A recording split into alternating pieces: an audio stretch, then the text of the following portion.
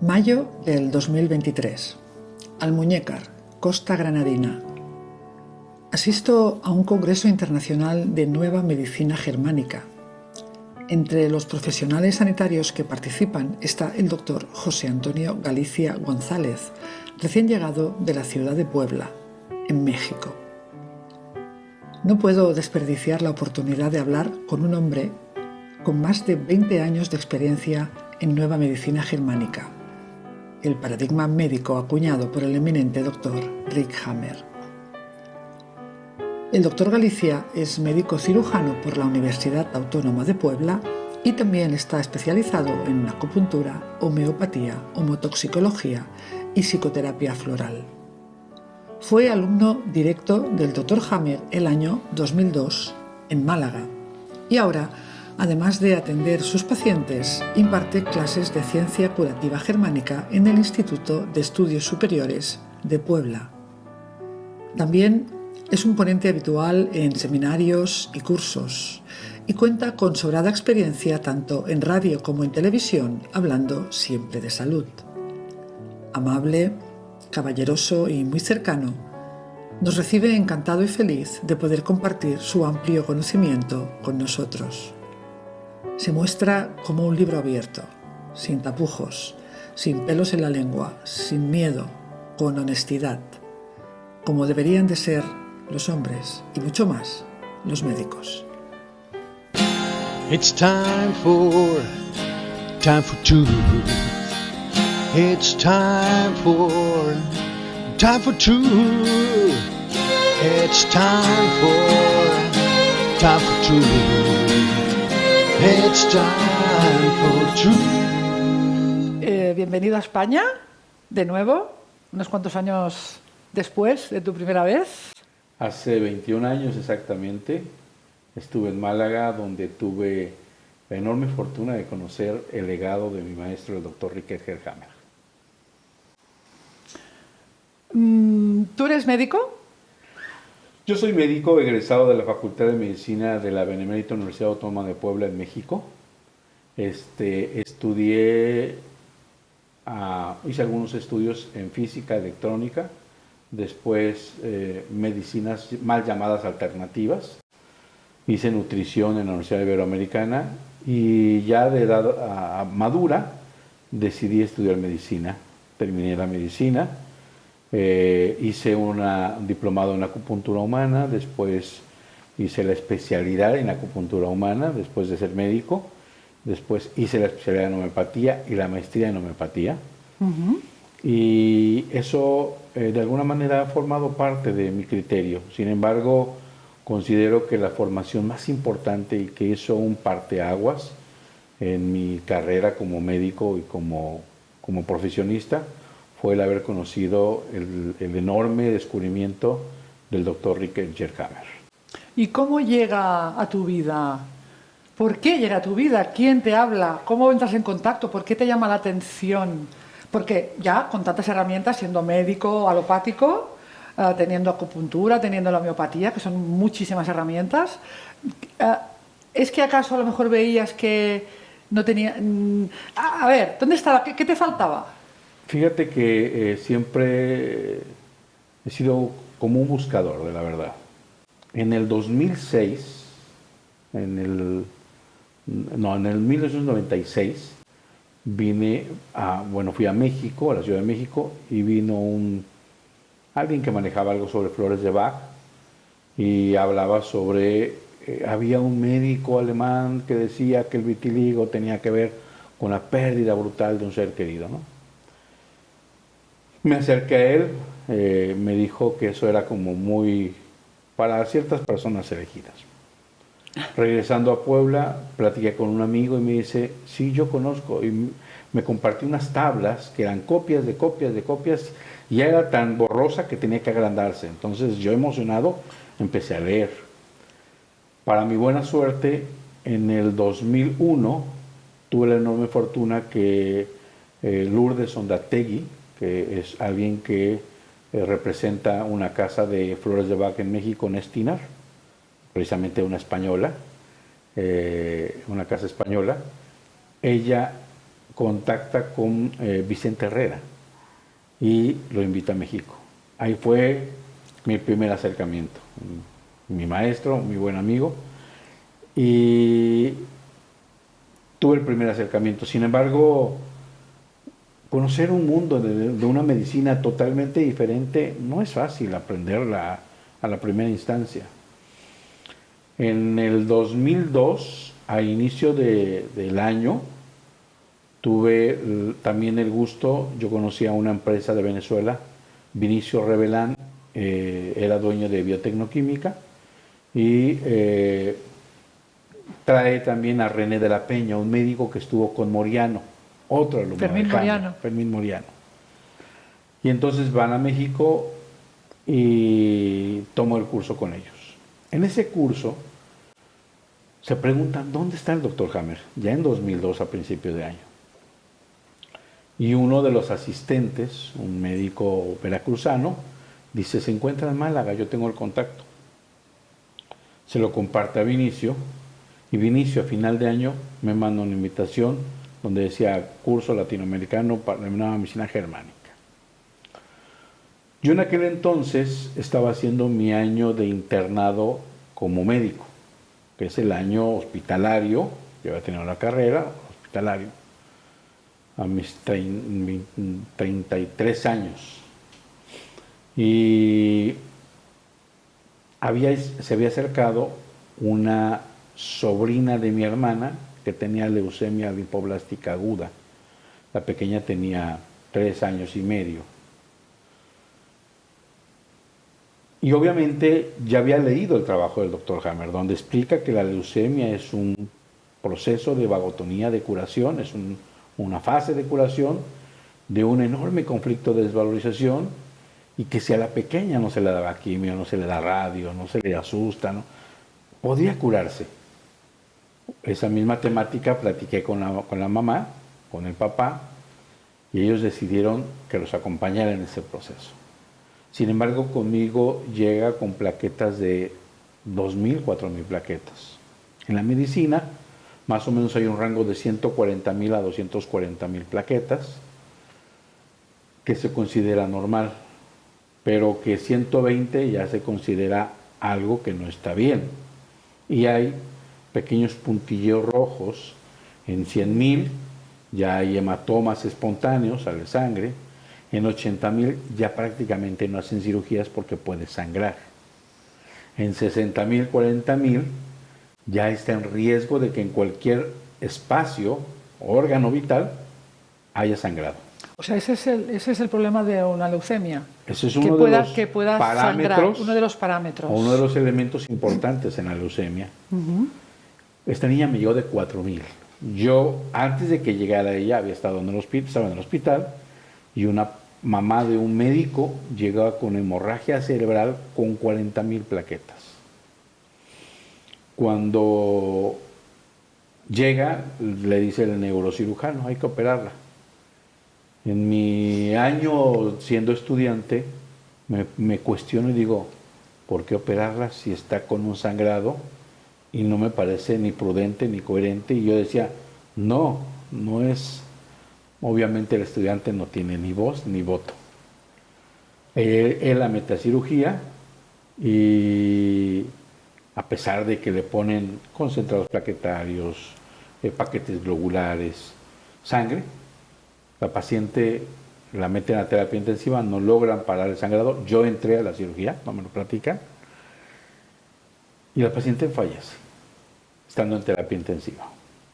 De manera que yo tenía el antecedente que generaba médicamente un riesgo un paciente de 40.000, y la pequeña ya con 2.000. Entonces le digo a la mamá que quiero visitar al doctor Hammer porque él nos puede orientar qué hacer ahí. Vengo y traigo el caso clínico. O sea, cuando yo estuve aquí en Málaga, le dije, doctor, le tocó hablar primero, inclusive participó Madame Six en los primeros días, y después los demás días él participó, ¿no? Y al hablar de leucemia, levanto la mano. Era una concurrencia de 60, 80 médicos de toda Latinoamérica. Un estudiante de medicina Levanto la mano y le digo, doctor Hammer, yo ya entendí lo que usted dice en que la leucemia es un proceso de curación o de vagotonía. Solo quiero que me explique qué hago con esta paciente de 2000 plaquetas. A mí, literalmente, se me caen los pantalones de miedo. Con esa pasividad, con esa tranquilidad, con esa coherencia, con esa... generaba una paz. Me responde y dice, lo que tienes que hacer es no tener miedo. Ok, ahí no lo entendí, les soy honesto. Llego a México y la mamá me dice, ¿qué vamos a hacer? ¿Qué te dijo el doctor Hammer? Le digo, no debes de tener miedo. Se queda así, dice, ok, no tengas miedo, se va a curar.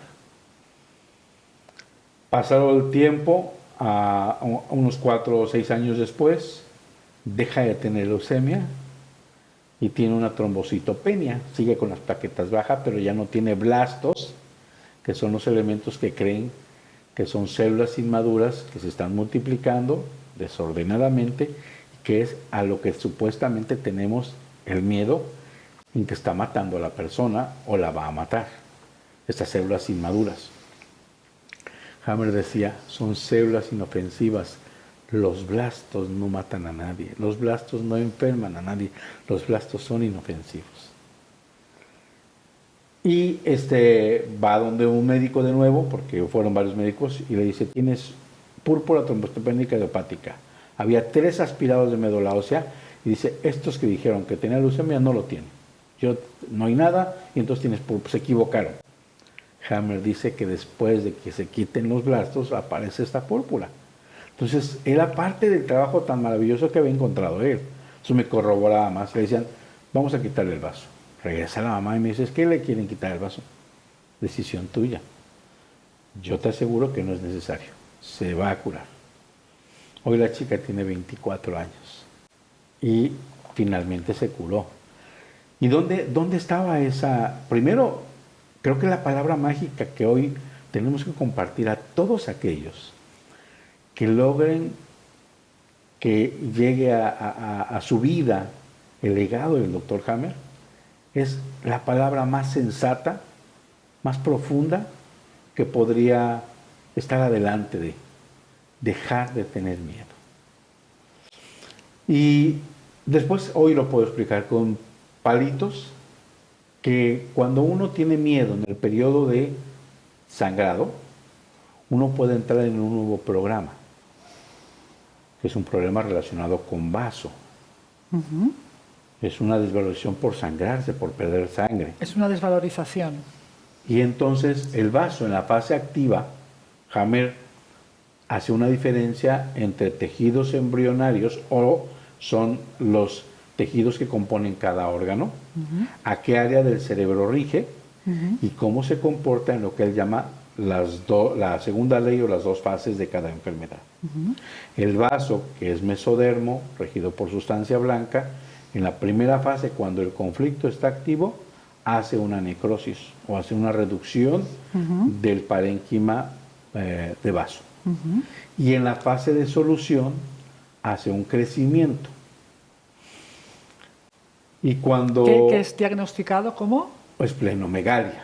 Esplenomegalia. Esplenomegalia. Uh-huh. Y pues está preparado. Primero, el programa dice él, para que no se vaya al detrete, al excusado, a la salida de la sangre, primero los colecta en el vaso. Uh-huh. Y después lo hace más grande para que en caso de tenga lo suficiente para que en un sangrado pueda él aportar plaquetas del vaso.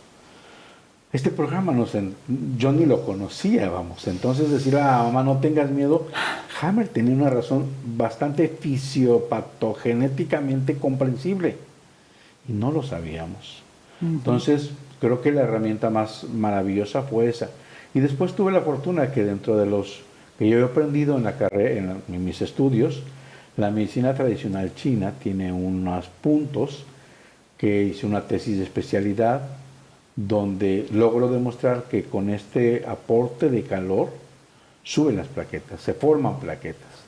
Entonces combiné eso y la verdad es que hoy puedo decirlo que me va muy bien con pacientes con leucemia, porque el riesgo más grande de sangrarse rápidamente lo corrijo, las plaquetas rápidamente suben. Entonces va bien para ellos.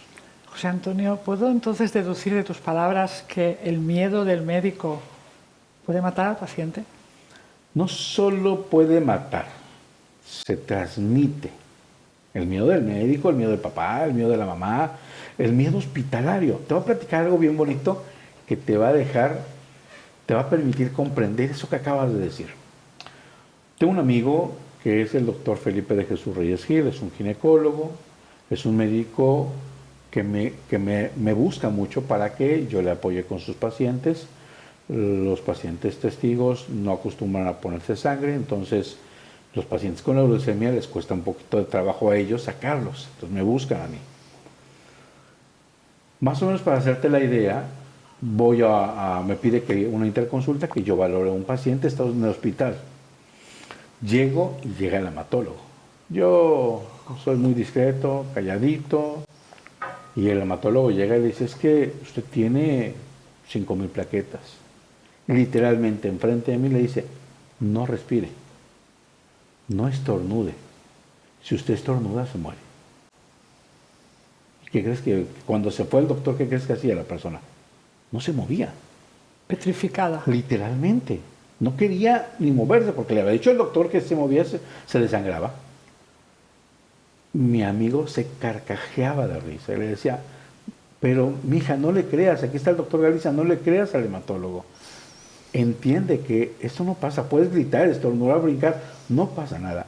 A eso, si a eso te refieres con que la palabra del médico puede ser de repente una sentencia, sí.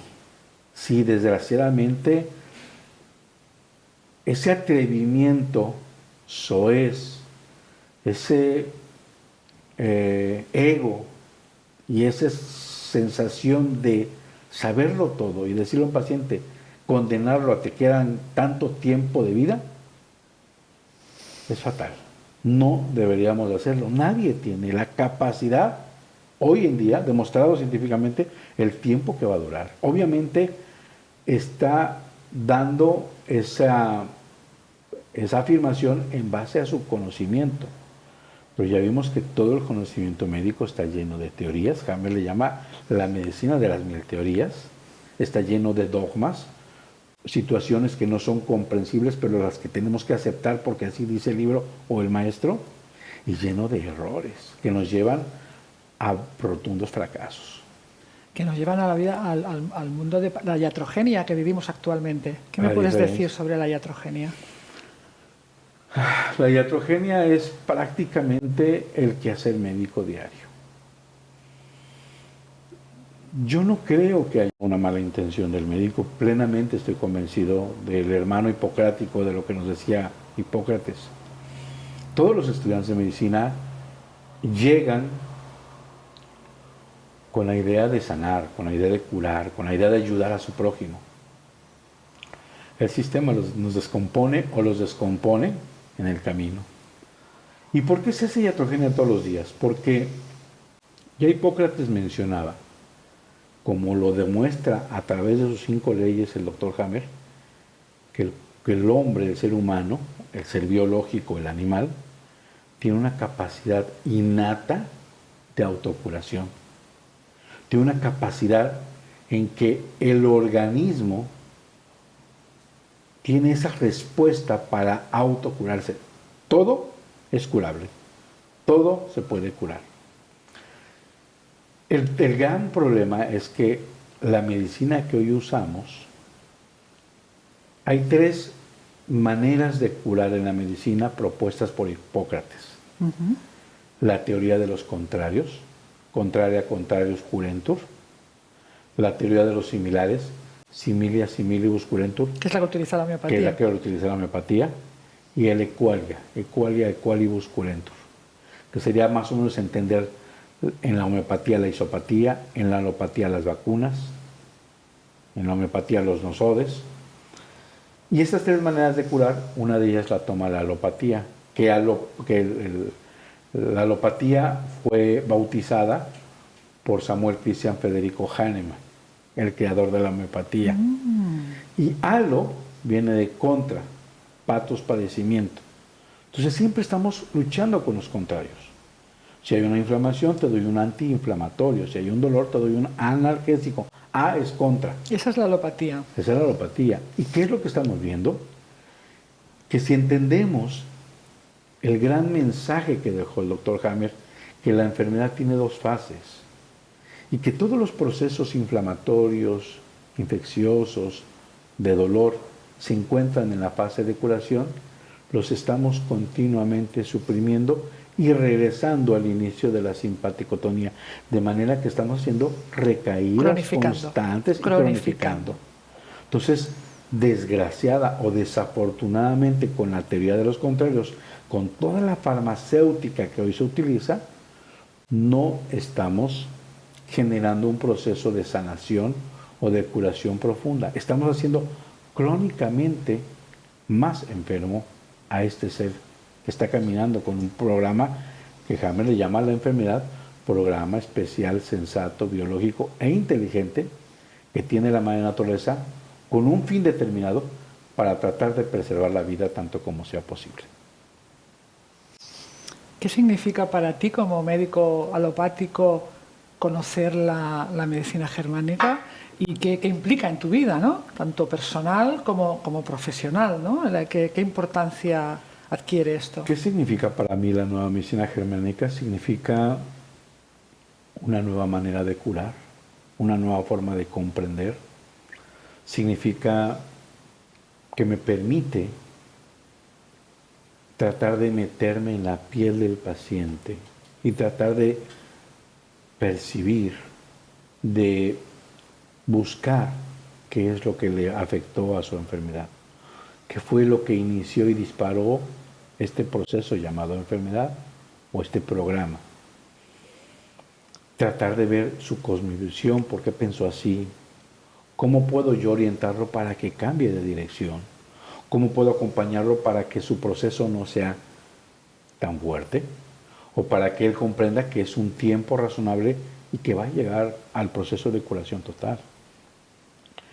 ¿Dónde puedo yo hacer que se destrabe o qué pieza puedo poner en el rompecabezas para que pueda él solo curarse? También explicar al paciente que depende de él. Hemos acostumbrado que una medicina, hoy pagamos, le damos al médico unos honorarios y queremos hacer responsable al médico de nuestra salud. Y le estamos exigiendo que él nos cure. Cuando Hammer dice que tú debes de tomar este proceso de vida en tus manos, debes ser director del proceso de salud-curación, tienes que decidir qué terapéutica puedes o no, debes o no llevar a cabo, pero lo más fantástico es quitarte estos grilletes de sufrimiento porque tú eres el responsable y puedes cambiar en cualquier momento de tu vida. Dejar de sufrir depende de ti, dejar de tener conflictos biológicos o comprender qué fue lo que pasó, depende de uno. Entonces es muy significativo aprender o conocer esta nueva medicina. Me permite también ordenar las herramientas que tengo, las herramientas que puedo utilizar con mi paciente que no sean supresivas, que no sean agresivas, que no sean dolorosas, que no sean llenas de miedo, de pánico, y que si darle un abrazo y decirle vas a estar bien, sea su método curativo, va a ser suficiente. Pero si además necesita colocarle, inclusive en uno de sus libros, el doctor Hammer dice, cuando nos damos cuenta que el paciente en la fase de dolor está en un proceso de curación y solamente es tiempo para que él se cure, y un masaje, una aguja de acupuntura, entretenerlo, dice, con espectáculos de cabaret, bailar, así dice en su libro, bailar es suficiente para que el tiempo lo lleve al proceso de curación. Esa es la parte bonita, porque uno puede emplear métodos o herramientas que sean acordes, suaves y obviamente sin dejar pasar a un lado el maravilloso sistema que complementó lo que él llama la segunda parte de la Germanische Heilkunde, que es la melodía arcaica, es decir, aportarle al paciente esta posibilidad de autocuración. Y ahora que has mencionado la germánica Heilkunde, ¿qué diferencia hay entre llamarlo medicina germánica o llamarle de esta manera? ¿Es lo mismo o ciencia curativa? Porque me confunde un poco tantos nombres que se le da. ¿Cómo realmente crees que es? Cuando Hammer hace su descubrimiento, le llama nueva medicina germánica. Y en uno de sus libros comenta que nuevo es porque era algo nuevo, efectivamente, ¿no? Le llamó medicina porque era lo que estaba haciendo. Y el concepto, el que nos ha explicado Giovanna, germánica, como de los pueblos germanos, de los pueblos de hermandad. Menciona que hay un libro de habla del cáncer de mama, y hay una pequeña traducción, no sé si esté correcta o no, donde él expresa que le ha cambiado a ciencia curativa germánica. No sé si tenga mala la traducción, pero en ese libro explica que es ciencia curativa porque ya es una ciencia, ya logró descubrir 5 leyes que le dan sustento a esta ciencia verificada, curativa, que ya no tiene nada que ver, ya dice que no se relaciona con la medicina, sino que es un proceso muy comprensible de curación y germánica. Y al parecer esta traducción en realidad intentaba expresar esta última, que es la Germanische Heilkunde. Y que también, si bien es cierto que Giovanna lo habla de una manera muy maravillosa de comprensión, es lo que yo siempre coincido con ella, hemos expresado. Germanische Heilkunde en realidad significa el arte de sanar, el arte de curar. No hay recetas, no hay que tratar a un paciente de igual manera, a 100 pacientes de igual manera. Cada paciente es un ser humano, individual, totalitario, independiente, que no es repetible. Y que lo que te funcionó a ti para ayudar a quitar una molestia, un dolor, no necesariamente le va a ayudar a otro. Que si yo logré sacar en ti algo que te dolía desde lo más profundo, no necesariamente me tiene que servir para el otro. Ese arte en el que tú tienes todo el conocimiento, antes de los médicos hipocráticos, dominaban muchas artes, dominaban muchos conocimientos, la física, la teología, la medicina, la filosofía, y no fue excepción de Hammer.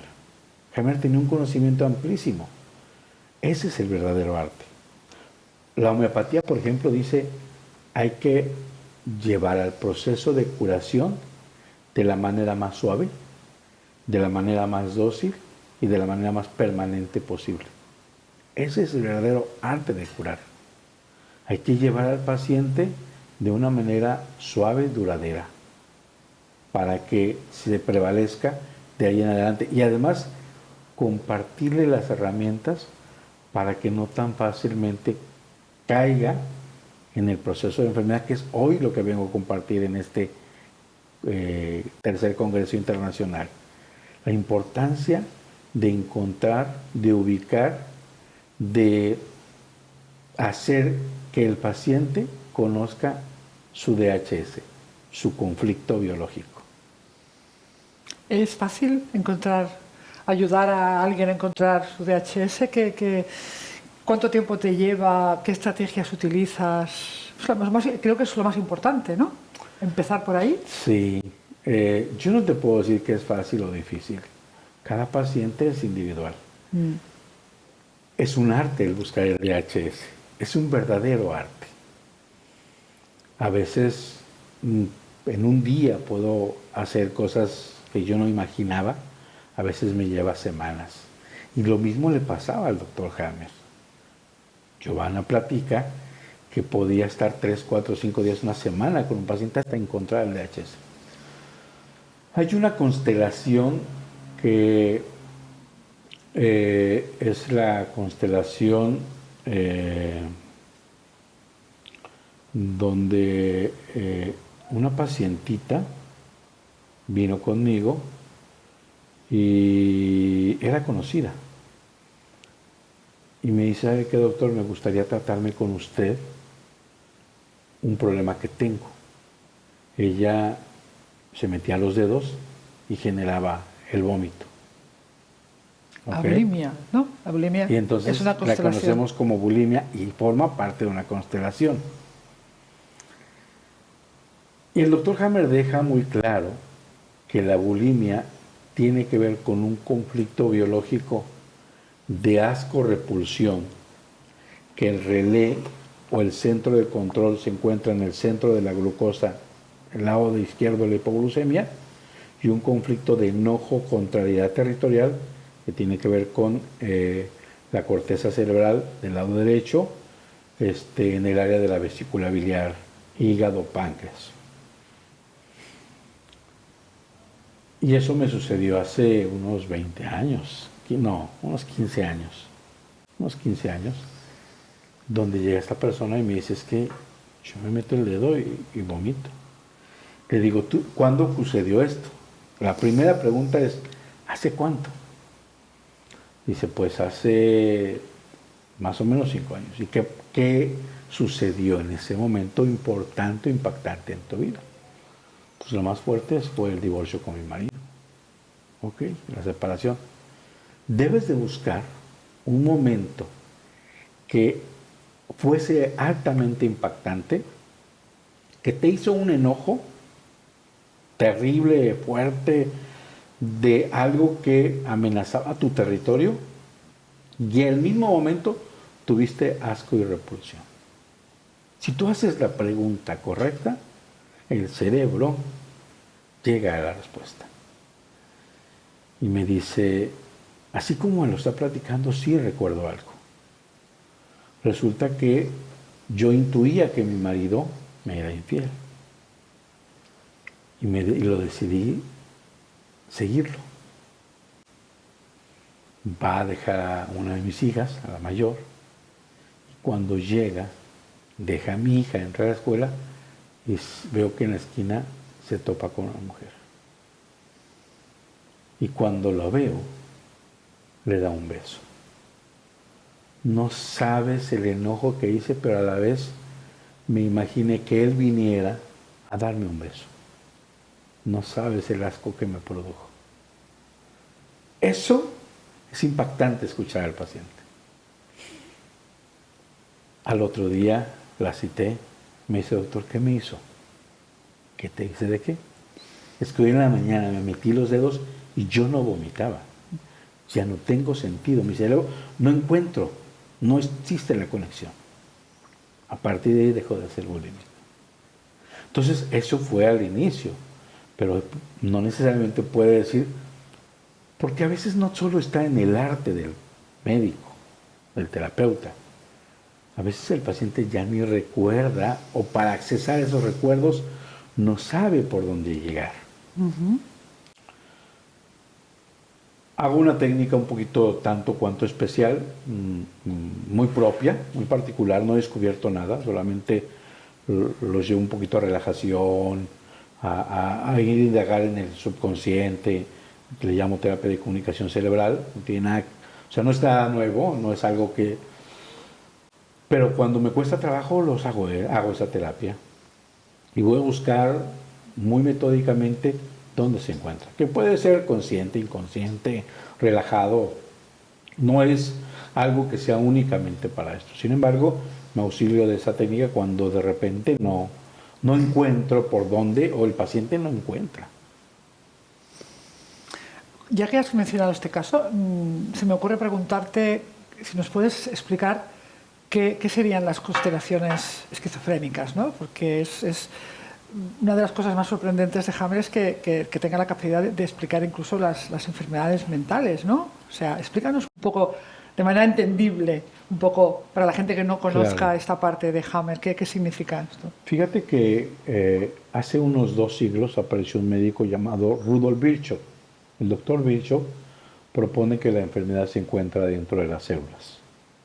Aparece la ciencia, microscopía electrónica, genética, patología celular, bioquímica, inmunohistoquímica, y trata de explicar la enfermedad desde esta postura. Y ahí divide y parcela la ciencia al cuerpo humano. Los problemas de hueso se los entrega al ortopedista, al artrólogo, problemas digestivos al gastroenterólogo, problemas de riñón al nefrólogo, y así sucesivamente. Y no fue la excepción de los trastornos mentales, que se los entrega ya sea al psiquiatra o al psicólogo, de comportamiento también, sociales, emocionales, y algunos trastornos al neurólogo. Y entonces hacemos toda una serie de divisiones y de separaciones, y Hammer dice que el 100% de las enfermedades se pueden explicar a través de estas 5 leyes, a excepción de las traumáticas. Yo salgo, me caigo, me rompo una pierna, es llamado enfermedad, pero es parte de un accidente. Las toxicológicas, si yo todos los días pongo una gotita de arsénico a una persona, va a enfermar. Y las carenciales, ¿no? Si alguien inclusive dentro de las carenciales puede haber algún programa, pero si hace falta de una carencia alimenticia, puede desarrollar un proceso de enfermedad. De manera que no tiene excepción las enfermedades de la mente, que en realidad yo le llamaría las enfermedades del alma. Y Hammer se da cuenta que todas estas enfermedades llamadas psiquiátricas o de comportamiento, las explica muy bien en lo que él le llama las constelaciones esquizofrénicas. Es un tema muy amplio, pero básicamente lo primero es que le llama constelación, me parece, que en base al concepto que tenemos de constelación de las estrellas, que vemos un grupo de estrellas y le llamamos constelación. Acá el tema de constelación esquizofrénica es porque ambos hemisferios están involucrados. Cuando hay un hemisferio que está único, genera un programa, un proceso de enfermedad, físico, orgánico. Pero cuando hay ambos hemisferios involucrados, ¿sí?, hay alteración del comportamiento, no hay masa conflictual. La masa conflictual es la intensidad con la que se expresará la enfermedad una vez resolviendo el conflicto. Y la masa conflictual es la suma de lo fuerte que es el conflicto, qué tan grande fue, qué tan impactante fue, y el tiempo que duró. Estas dos hacen una sumatoria y Hammer le llama masa conflictual. Entonces, no hacen masa conflictual, no hacen respuestas orgánicas, no hacen una ulceración, no hacen una necrosis, y lo mantienen en un proceso de congelamiento, entre comillas, por lo menos orgánico. Y esta constelación también forma parte de un programa de supervivencia. Una vez resolviendo el conflicto, puede regresar al ambiente de la sociedad o de la manada o del rol que jugaba. O ser una llanta emergente o ser algo emergente, un elemento importante emergente cuando la naturaleza lo necesita para preservación de la manada. Hay muchas conjugaciones. Si la persona es diestra y es hombre, su primer conflicto va a impactar del lado derecho, el segundo conflicto del lado izquierdo. Si es mujer, su primer conflicto, siendo diestra, va a ser en el hemisferio izquierdo, porque divide el Dr. Hammer el hemisferio derecho masculino, el hemisferio izquierdo femenino. Y es toda una serie que llevarían un poquito, probablemente, a abrumación el contexto, pero básicamente ahí se pueden explicar todas las patologías del comportamiento. Como yo te explicaba, la de bulimia. Tenemos constelaciones depresivas, maníacas, maníaco-agresivas, Casanova, una serie de contextos que generan un comportamiento diferente en cada uno de ellos. ¿Y son fácilmente tratables aplicando la medicina germánica? ¿Has tenido experiencia? En mi experiencia no es ni fácil ni difícil, pero desde que yo escuché el doctor Hammer, intento ser prudente, porque hay muchas personas que dicen que es fácil. Yo soy muy prudente. Hammer decía que fueron muy prudentes, porque decía, si está una constelación es que hay dos conflictos, uno en cada hemisferio. Si tú resuelves uno y no tienes la habilidad para encontrar o resolver el otro, en ese momento activas un programa y empieza el proceso de enfermedad. Y puede ser peligroso. A mí no me lo platican, yo ya lo viví. No fue un terapeuta de nueva medicina germánica, pero sí fue un terapeuta que hicieron algo que en México le llaman, yo creo que por acá lo han de conocer, constelaciones familiares. Sí. No tiene nada que ver con No tiene Hammer. nada que ver, pero está muy de moda ahora por aquí. Sí. Y a esta paciente le encontraron una violación, o le sacaron una violación, creo que de 7 años. Resolvió un conflicto, pero empezó con un cáncer de ovario que la llevó a la muerte. Entonces, no es así de que nos metamos irresponsablemente. Hay que conocer, y una de las cosas que veo, y lo tengo que compartir, es que es imprescindible que médico o terapeuta que entremos a esa parte terapéutica, siempre tengamos una tomografía del paciente para ver la constelación, los diferentes áreas y conflictos que están, y en el camino hasta llegar a la solución tener tomografías. ¿Te refieres al TAC? Al TAC. No todos están haciendo tomografía de lectura, de interpretación, no todos saben ubicar focos de Hammer. ¿Sabes hacerlo? Tengo entendido que no es tan fácil. Humildemente sí. Vale, muy bien. Desde que yo llegué del doctor Hammer a la fecha, he sacado cientos de tomografías.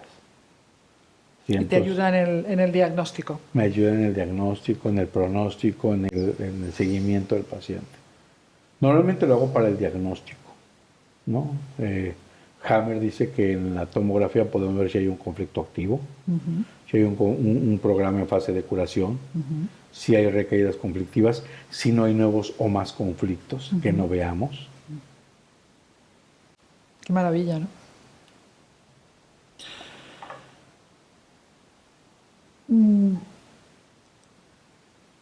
Hammer ya nos dejó, por lo menos en este plano. ¿Por qué crees que no dejó establecido no consiguió, no sé si lo intentó, una red, una estructura, una serie de gente formada? ¿Qué pasa ahí? Porque ahora está toda la gente que ha descubierto esta medicina y estamos todos como muy desperdigados. ¿Qué ocurre ahí? Yo creo que es tema de apreciación. El doctor Hammer, pleno convencimiento, quiso buscar la línea de la formación de la universidad, formó una universidad, fue a la Universidad de Tübingen, lo llevó a su descubrimiento. No me consta, pero se lo escuché a uno de sus alumnos, que un decano, un amigo de él, donde él daba clases en la Universidad de Tübingen, habiéndole negado la validación de las 5 leyes, la revisión, la verificación, le dice, ¿qué quieres que se te haga? ¿Que se te reconozca la nueva medicina de la universidad? No lo va a hacer. Y no lo va a hacer porque no se va a aventar la bronca a él, el problema a él, porque si lo reconoce que esto es válido, todo el sistema se caería como un castillo de naipes. No tendrían sentido más universidades, colegios desaparecerían, transnacionales farmacéuticas deberían establecer o desaparecer, hospitales, sociedades médicas, sería un caos total, un cambio que no se lo va a aventar la universidad. Ve, camina por el mundo, haz alumnos y algún día que el cambio se haga paulatinamente. Y yo digo que sí lo hizo porque tuvo seminarios, tuvo congresos, tuvo formaciones, siempre estuvo abierto a que la gente llegara y le enseñara. Yo creo que sí lo hizo. Probablemente no como nos hubiese gustado. Yo creo que hay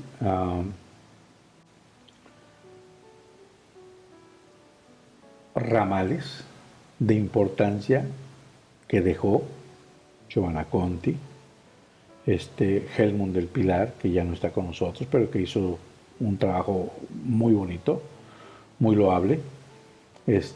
Madame Cis, que está un poquito, no le escucho, pero dejó ramales de mucha importancia. Los que tuvimos el gusto de ser sus alumnos y que felices de compartir el conocimiento. Entonces, yo creo que es un tema de tiempo, de espacio. Yo creo que hay muchos más alumnos. No estoy seguro que no son. Hay muchos que no se expresan, pero que desde su trinchera, desde su espacio están enseñando. Yo creo que sí. Yo creo que lo que hizo es como una gota de vibración que cae en el agua. Vemos las ondas de acá, pero no vemos dónde termina. Y estoy seguro que en poco tiempo veremos que se mueven mareas. ¿Crees que es el futuro que va a implantarse? Sí, yo sí lo creo. Yo sí creo que esto, por ejemplo, este tercer congreso, desde luego es un parteaguas, es un movimiento, es contagiar a todos ellos de nuestra experiencia, de todos los que están presentes, y que saliendo van a llegar a su lugar de origen y a compartir. Cuando yo regresé a México de Málaga, daba simposios, participaba, fui a la universidad a tocar puertas. De repente te topas con pared. Pero desde mi trinchera he hecho programas de radio, he participado en congresos.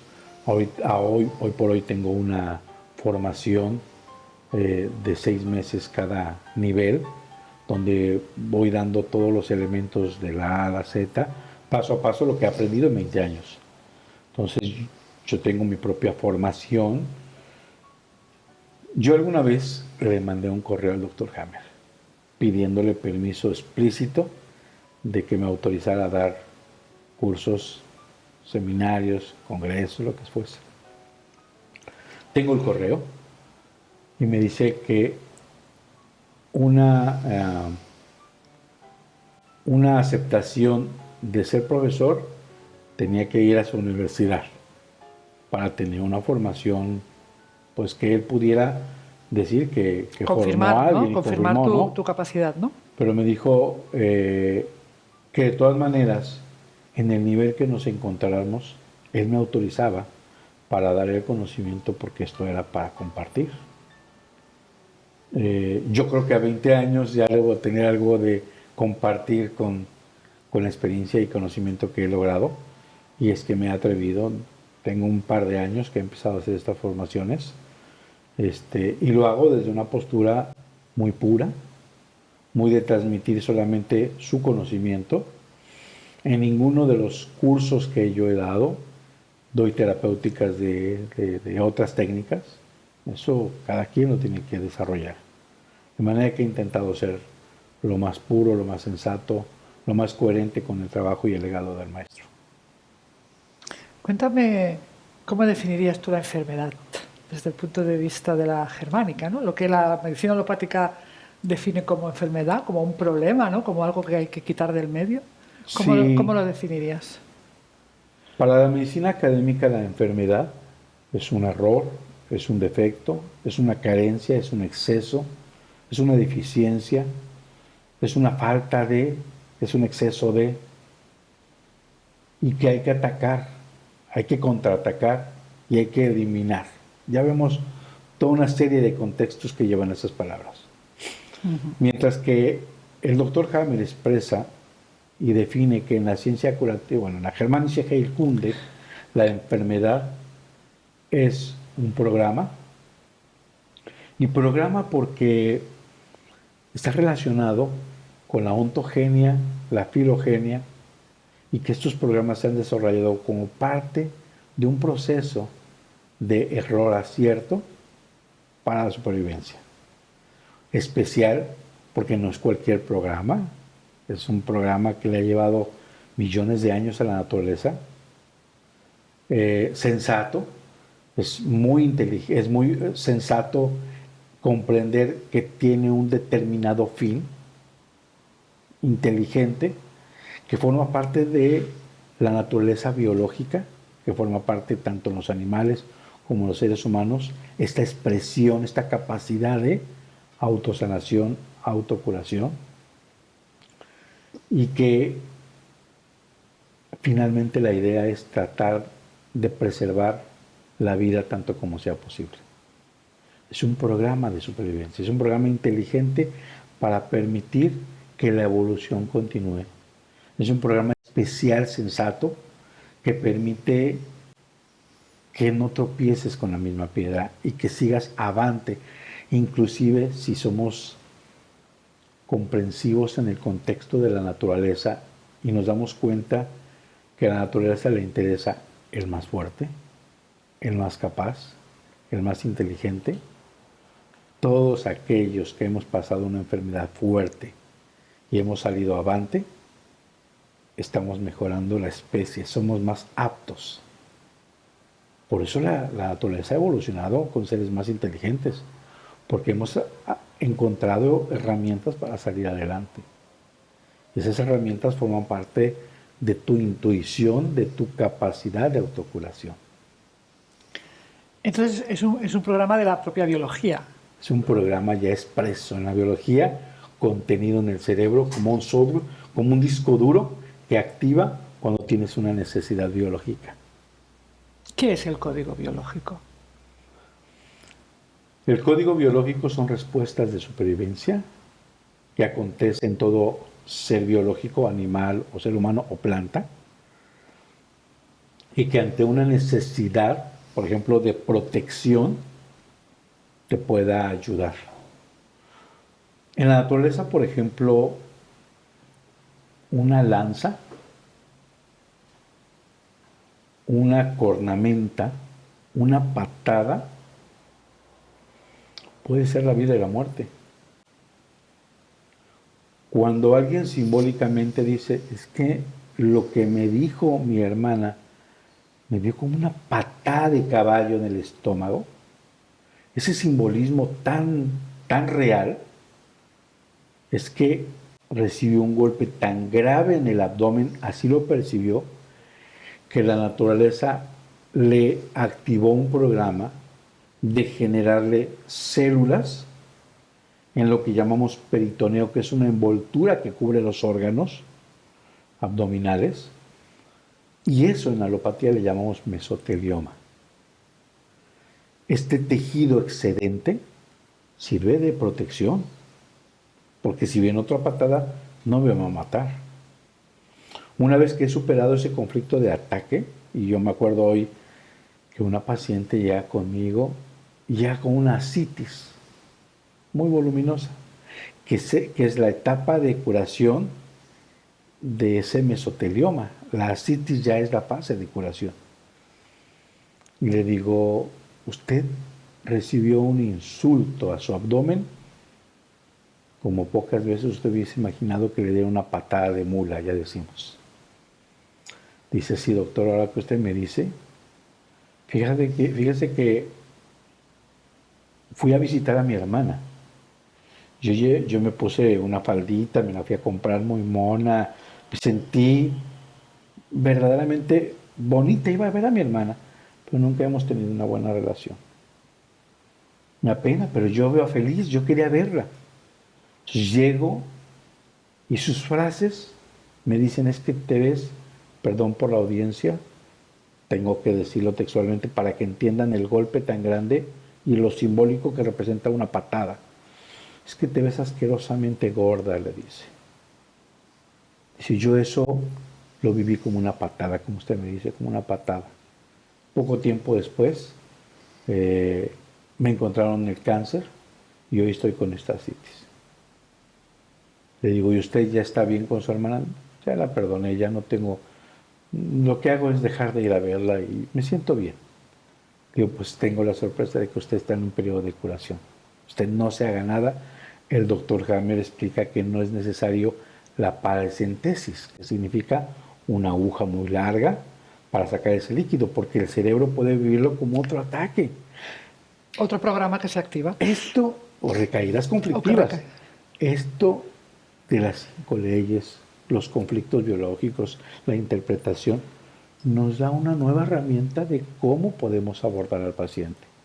Ya al explicar al paciente que no necesita punciones para curarse, lo estamos liberando de nuevos conflictos. Realmente es un conocimiento que todo médico debe conocer, la Germania Shekel Kunde, porque permite decisiones totalmente diferentes que acostumbrábamos a hacer en la medicina. Pero también observo la importancia de la impecabilidad de las palabras, porque con las palabras que pronunciamos, además a nuestros propios seres queridos podemos estar provocándoles DHS que les pueden llevar a... Totalmente. Voy a presentar un caso en este congreso donde hay un tumor aquí que se hace en forma de coliflor. Y es que en una pelea entre hermanos, muy fuerte, muy subida de tono, él en ese enojo tan lleno de rabia le dice a su hermana, eres una mierda. Y eso empieza a generar un melanoma, con un tumor que verdaderamente fue muy fuerte para ella. ¿Por qué en ese caso produce eso? ¿Qué Es conflicto un conflicto de ataque a la integridad, un conflicto de mancillamiento, un conflicto de asco-repulsión. ¿Y qué es lo que genera? La dermis es una capa de protección. Entonces genera un crecimiento para proteger. Las mastectomías radicales, el que le quiten a una mujer la mama, y curiosamente las quitan casi siempre cuando hay el diagnóstico de cáncer intraductal de mama, que la medicina expresa como el cáncer más agresivo que lleva a la muerte a los pacientes. Y el doctor Hammer explica que es un proceso de curación, ese tejido creciendo en los conductos galactóforos como mecanismo de reparación de una úlcera que no vio por un conflicto de separación. Si la mujer es diestra y es en la mama izquierda, es la separación con su madre o su hijo. Siendo la mujer diestra, la mama derecha, con lo que no es ni su madre ni su hijo. Pareja, papá, hermano, hermana. Y en la zurda es al revés. Y cuando les quitan la mama, normalmente el cirujano decide retirar ganglios, porque Virchow postula que la enfermedad se disemina por la sangre, pero a través del tiempo se acepta que es vía linfática. Y entonces si ven un ganglio inflamado, aunque no lo vean, retiran. Al retirar exceso de tejido y ganglios, normalmente dejan espacios dentro de la caja torácica y la cicatriz se vuelve, o el tejido se vuelve muy cruento. Es muy agresiva la cirugía y suele hacer cicatrices queloides muy graves.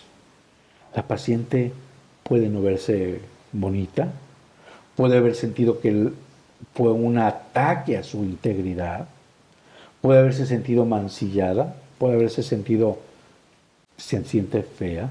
Claro, poco femenina. Y ahí aparecen los melanomas, que son un tejido duro, una especie de empedrado, bordes duros, que son la protección contra nuevos ataques. Y el médico dice, ya te hice mastectomía, ya te hice quimioterapia, ya te hice radioterapia, queda una célula que ahora está haciendo cáncer en la piel. Son metástasis, ¿no? Son metástasis. Esa palabra tanto daño ha hecho al sistema médico, porque hablando de la metástasis, son las patas, los pedestales, los soportes de una falsa ciencia. la pseudoquimioterapia, la pseudoradioterapia, como lo habla el doctor Hammer, y la morfina, su sistema de soporte es la metástasis. Si la medicina lograra entender que esto no existe, no tendría sentido la quimioterapia y la radioterapia. No tendría por qué. Porque además se aporta, se da envenenando, destruyendo. Muchas veces las consecuencias son peores que el proceso de enfermedad. Y la mayoría muere por morfina o muere por efectos colaterales secundarios de la pseudoquimioterapia y la pseudoradioterapia. De manera que dejarían de tener sentido estas terapéuticas o pseudoterapias. Y le ha hecho mucho mal porque, a pesar de que es incongruente, es ilógico, no tiene fundamento como un supuesto cáncer de un tejido, en teoría tendría que migrar y hacer metamorfosis, hacer un cambio embriogénico que solamente se da in útero y que en el camino tiene que metamorfosearse para generar cáncer en otro lugar. O que hay un cáncer y a fuerza la mente del médico dice que algo lo creó y dicen no se encuentra el primario. Absurdamente no hay, pero ya tiene metástasis. Es incongruente. No tiene ningún sentido, pero no tiene aún así... sentido, no tiene razón, no tiene lógica, pero aún así seguimos con cuadratura ante un dogma establecido que la medicina no puede poner en tela de juicio. Hay otra palabra que también ha hecho bastante daño, que es la palabra contagio. Híjole, pues ¿qué te digo? Y ha hecho mucho daño porque el concepto de contagio ha sido errado, acuñado por la medicina al no comprender el origen de cada una de las enfermedades. Y el concepto de contagio abre la puerta a muchos programas biológicos. Cómo perciba ese contagio la persona es cómo va a activar uno u otro programa. Si es un miedo indefinido y no sé por dónde viene ese contagio, es algo me huele mal. Es en la naturaleza, los animales, en el reino animal, desarrollaron el olfato para poder cazar o poder percibir su agresor y poder salir huyendo. Los animalitos lo vemos, los perritos cuando uno va a tocar el timbre, ya antes de que toque el timbre ya ladraron. Conservan ese programa, ese contexto. Los gatitos viajan 2-3 kilómetros, 12, y regresan a donde están sus excretas. O sea, ese desarrollo lo tienen ahí. Nosotros ya lo olvidamos. Pero cuando tenemos un miedo indefinido, un presentimiento, una razón de amenaza sin saber por dónde, se ulcera la mucosa para percibir por dónde está la amenaza. Pasa ese momento, ese contexto, se inflama. Si alguien tose cerca y siente como que me tengo que voltear porque está muy cerca de mi territorio y me está amenazando, ya enfermó el vecino, ya ahora se está acercando a mí, es una amenaza territorial.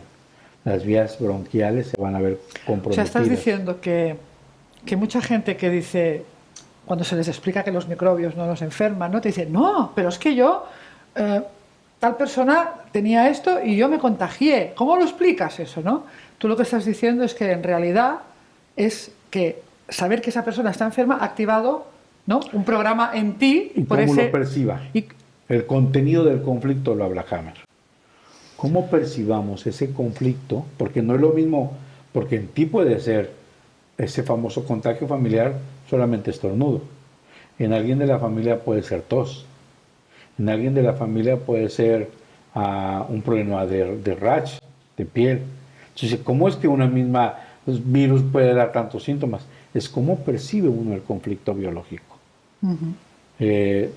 Acaba de pasar en la familia un cuadro gripal de 4 integrantes de una familia y resulta que falleció la hija de un familiar de ellos, pero a la vez que estaban en el sepelio, entraron a robar en la casa de las personas de luto, y al otro día llegaron a balacear la casa. Curiosamente, todos desarrollaban ese contexto gripal, ese cuadro respiratorio, amenaza al territorio y miedo indefinido. Mira, con esto te va a quedar claro, les va a quedar claro a todos los que nos escuchan. Yo lo entendí muy bonito cuando me hizo favor de invitar a Perú el doctor Luis Rubio. El doctor Luis Rubio es un médico plástico, cirujano plástico, que en ese entonces era responsable de todo el sistema de salud del Perú, de todas las clínicas de solidaridad de todo el país. Se fue a formar, no voy a decir nombres, a un lugar.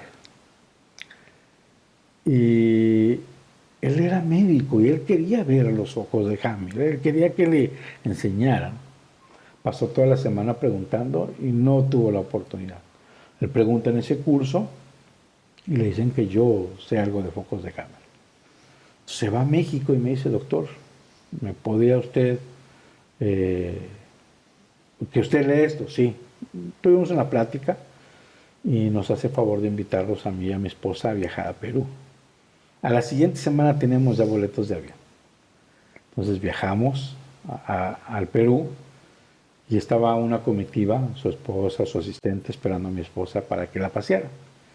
Y a mí, fraternal y amigablemente, dice, ven, vamos a conocer las clínicas. Vamos a conocer tus clínicas. Pues, él tiene que ir a trabajar, es jefe de... Vamos, ¿no? Cuando llego, había una fila de 20 personas con sus tomografías debajo del brazo. Fue algo que yo no me esperaba, no me hizo DHS, pero fue algo maravilloso. Una comitiva de médicos. El doctor Galicia tiene que venir a explicarnos si esto es ciencia o no. Fue maravilloso. Fue la experiencia más hermosa que he tenido. Dentro de ese contexto, tenía un asistente como las que tú tienes. Le decía, yo necesito, fíjate la lógica de él, cirujano plástico. Hammer dice que si hay un DHS que impacte al familiar, puede crear un cáncer, un foco de Hammer. Ya sé, búsquenme a la mamá de un quemado. Seguro ya tiene un DHS. Es así como lo pensó él, ¿no? Desde la ciencia. Y le dijo a su asistente, consígueme una persona, una mamá de un quemado. Y dice él, pero este asistente fue a buscar y en los periódicos estaba una familia circense donde daban la rueda de la muerte en una moto y los hijos habían chocado o un quemado. Sistema de Salud de Perú se contacta con la mamá y le pide que venga. Le sacan tomografía, llega y dice a la chica, y yo estaba ahí, traigo a la que usted me pidió. Dice, pues ya, que le saquen tomografías. Pues que viene toda la familia, que le saquen a todos. Entonces le sacan tomografía a todos. Fue la mamá, la hermana, 2 hermanos, el afectado, otro hermano y otro hermano. 5 familias. Y me empiezan a mostrar las tomografías. Tengo en mi computadora, no lo traigo, algunos videos grabados. Para no ser el cuento largo, empiezo a ver a la señora y le digo, usted tuvo tuberculosis. Pues que aquí lo dice, usted tuvo ya no le dije que tuvo cáncer de pulmón, pero usted tuvo tuberculosis. Sí, doctor, ¿cómo sabe? Le digo, usted estuvo tosiendo durante un tiempo, tuvo sudores nocturnos. Sí, doctor. Le digo, además tiene usted un nódulo en la mama izquierda. No, doctor. Le digo, pues es que aquí lo veo en la tomografía. Estaba un médico, le digo, que acompañaba al quemado. ¿Puede revisar a la doctora? Sí. Se van y regresa, sí, doctor, tengo un nódulo en la mama izquierda. Pues que aquí lo dice. Viene la hermana. Le digo, tú tienes un tumor en la mama derecha. Jovencita. No, doctor. Le digo, por favor, doctora, va y la revisa. Pero además también ustedes tuvieron tos nocturna y sudoraciones. Para no hacerte el cuento largo, los 5 integrantes habían tenido tuberculosis. ¿Por qué los 5 tuvieron miedo a que muriera el joven? Ese es el famoso contagio. Un conflicto que afecta a todos los integrantes de la familia por un solo DHS, o un solo evento más bien, cada uno tuvo su DHS, por un solo evento que tuvo la familia. Imaginemos el dramatismo. Chocan fuego, lo sacan. Él se va a morir. Él se va a morir. Todos hicieron foco de Hammer en el tronco cerebral, todos tengo su radiografía, espacios tuberculares, todos hicieron sudores nocturnos, todos tuvieron tos, todos tuvieron el mismo programa. Eso es el contagio. Muy interesante. Háblame un poco ahora de nuestros amigos los microbios y los virus. ¿Cómo los ve la medicina alopática y cómo sabemos qué son en realidad? La medicina académica o científica desde Pasteur ha creído y alguien le tiene que echar la culpa. De repente, si hay mucho ruido en el edificio y hay una gran fiesta, alguien le tiene que echar la culpa. Y si todos apagan la luz, pues por el que encuentran despierto. A Pasteur se le ocurrió creer que los microorganismos eran responsables de la enfermedad. Sin embargo, hay un libro, y hay libros, y hay notas que él mismo lo duda. Científicamente está ahí. Hay un libro que sacó, me parece que un familiar muy abajo, nieto, donde explica que las notas de él fueron equivocadas. Bechamps, otro científico en la época, decía, esto es absurdo, ¿no? Enderlein decía, también esto es absurdo. Y cuestionaban, y a pesar de que cuestionaron, la medicina tuvo que tomar un chivo expiatorio. Tuvo que tener a alguien a quien echarle la culpa. Y no solo hoy creemos que los microorganismos son responsables de la enfermedad. Hemos inventado hipotéticamente unas proteínas que muy pocos científicos han logrado aislar, ver o purificar.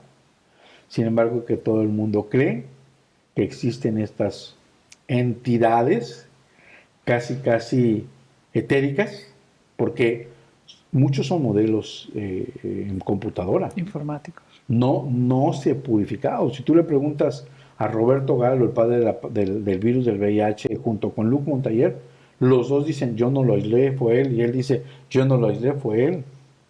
Este famoso virus que acaba de pasar, nadie lo purificó. Nadie lo vio.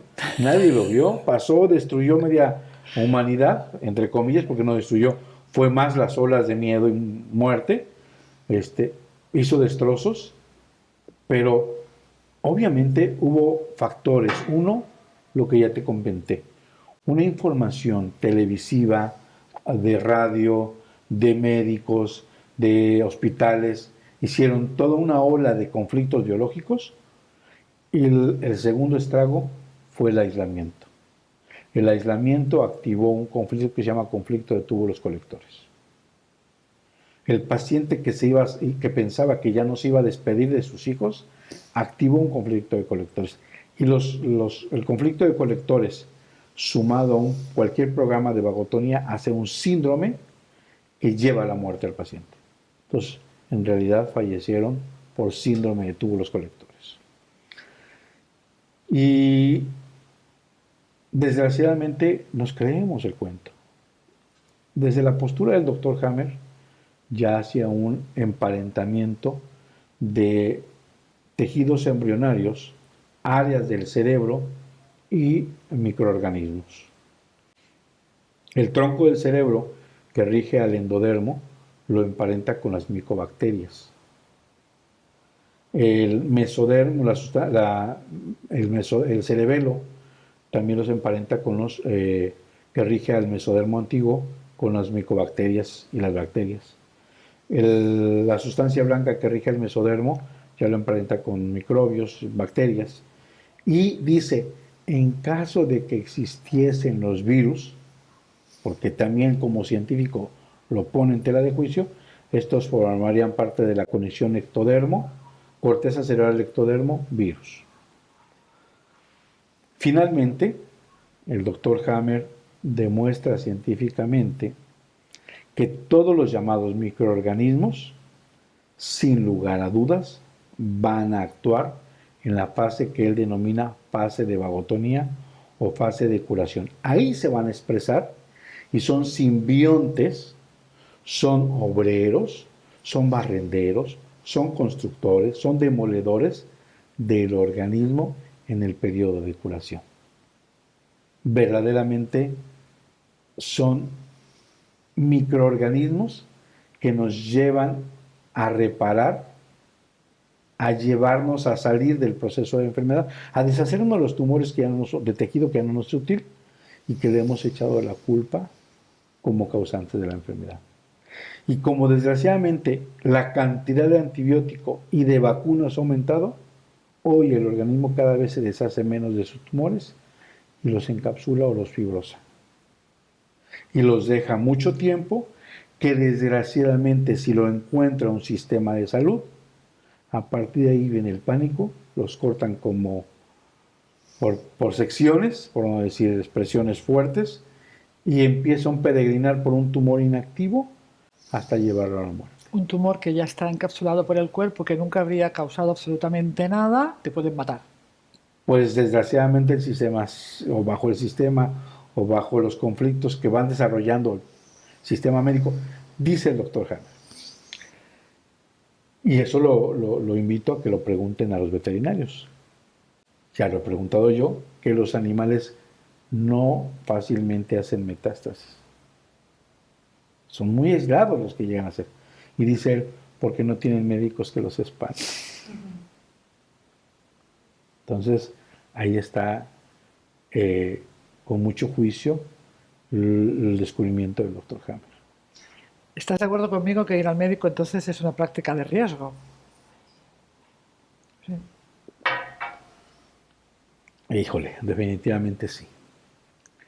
Si no conoce, aunque no conozca nada de la nueva medicina, inclusive puede ser un médico de manos caliente, alópata, un médico, como habla Hammer, un médico tranquilo, que sea de poco fármaco, puede haberle tocado y decir, wow, tuve un médico y me sacó adelante, pero puede ser un médico frío, un médico que asuste, un médico que cree que hace lo correcto, que regaña al paciente, que le da nuevos conflictos, sí. Es más, sí es más riesgo, sí, pero también del otro lado. Yo creo que es más, un poquito más. Es un poquito más. Y digo del otro lado porque hay algunas terapéuticas que han desarrollado haciendo plagios desde el descubrimiento del doctor Hammer de la ciencia curativa o de la Germanische Heilkunde, que están llevando a error. Por ejemplo, ¿no quieres mencionar? No, deja claro. ¿Por qué le llamo plagio? Y lo digo con contexto. Desde el momento que haces cambio de nombres y acuñas como algo propio, es un plagio. Y hay que decirlo como es. Biodescodificación, bioneuromoción, todas estas áreas que han nacido y que, como no tienen el contexto formativo muy puntual de todo el descubrimiento del Dr. Hammer, inventaron y lo mezclaron con programación neurolingüística, lo combinaron con la metafísica de Luis Lehay, hicieron una mezcolanza y lleva errores. Es tan brutal el conocimiento del Dr. Hammer, tan impactante, que lo poco que tomaron aparece como sensato, aparece como que sabe, como que funciona, como que le acertaron, porque lo único que repitieron fueron, como loro, los conflictos. Pero a la hora de ser puntual en la terapéutica, están muy perdidos. ¿Cómo es? Para terminar, José Antonio, ¿qué sería la quinta esencia? Pues es el eslabón perdido entre haber desarrollado el origen de la enfermedad, es decir, por qué una enfermedad inicia, se activa o dispara. El haber comprendido que la enfermedad tiene dos fases, una cuando el conflicto está activo, que hay que resolver para pasar a una segunda fase resolutiva, inflamatoria, dolorosa, pero que es curativa, con mucho desgaste, con mucho cansancio, pero que es curativa, que es malinterpretada como enfermedad. Haber entendido el camino que sigue la enfermedad a través del tipo de conflicto, el área del cerebro, los tejidos, cuál es el camino que lleva. Haber entendido que los microorganismos son parte integrante de la simbiosis curativa. Y la quinta esencia es haber entendido que cada uno de los procesos o programas que encontró el Dr. Hammer, tienen un sentido de supervivencia, tienen un porqué, tienen una razón justificada biológica para preservar la vida. Tiene una razón significativa biológica para contender ante una situación inesperada. Tiene una respuesta biológica necesaria, reparativa, resolutiva, para poderlo hacerlo más fuerte, más apto, para que pueda tener descendencia, para que pueda preservar la especie tanto como sea posible. Es el toque que cerró una ciencia brutalmente hermosa de programas que tienen que ser comprensibles a la luz de la biología, a la luz de la ontogenia, a la luz de la filogenia, que permite comprender que este paso por la tierra no fue innecesario, que este paso por el caminar nos hace ser mejores y que nos permite que a través de estos programas el alma crezca y pueda trascender. Que es parte de lo que yo comparto. Si la respuesta es biológica, es por una razón muy profunda, mucho más allá, no solo de la supervivencia, sino, nos está enseñando Hammer, del evolucionar. ¿Y que está evolucionando cada día? Pues ser seres humanos mejores. Rescatar esa esencia de la pureza, de la bondad, de la hermandad que hay en cada uno de nosotros. No sé si quieres añadir alguna cosa más que no te haya preguntado, que tengas ganas de expresar. La Germanische Heilkunde nos abre un nuevo conocimiento para quitarnos de la esclavitud de la enfermedad. Nos permite ser personas razonables, coherentes con nuestro pensar, nuestro accionar y nuestro futuro inmediato. Nos hace formar parte de ser responsables de mi salud y enfermedad y lo que puedo yo acontecer. Nos permite salir rápidamente de un contexto que no percibíamos y que nos puede pasar. Nos da las herramientas para comprensión de cada uno de los programas.